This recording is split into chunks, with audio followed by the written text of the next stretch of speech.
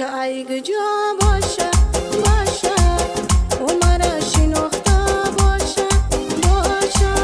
سرود میخونم برات من میگم میرای دل و جان ای بچه ای جا باشه باشه او مرا شناخته باشه باشه سرود میخونم برات من میگم میرای دل و جان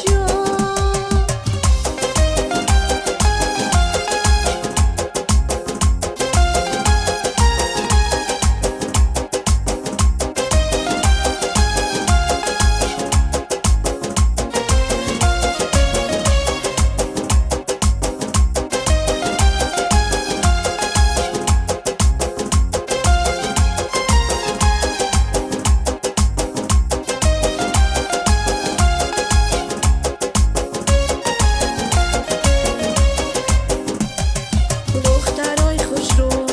در تاجیکستان پهلوانای ما همش قهرمان اگر کی فهمی میشوی حیران قهرمانیشون در همه جهان دعاگو باشه کلی مومنان بهر شیر بچه پای تاجیکستان سر بلندی ما از برای آنها دستگیری شو با کل مردم سر بلندی ما از برای آنها دستگیری شو با کل مردم ای بچه ای جا باشه باشه او مرا شناخته باشه باشه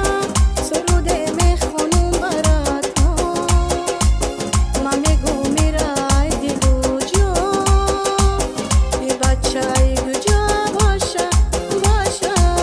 او مرا شناخته باشه باشه سرود میخونم برات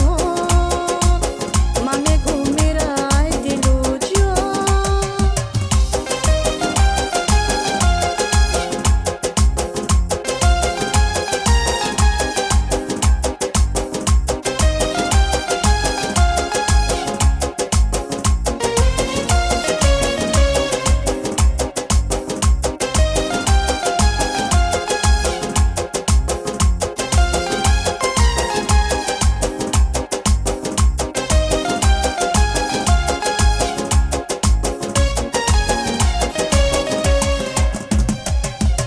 ای بچه ای جا باشه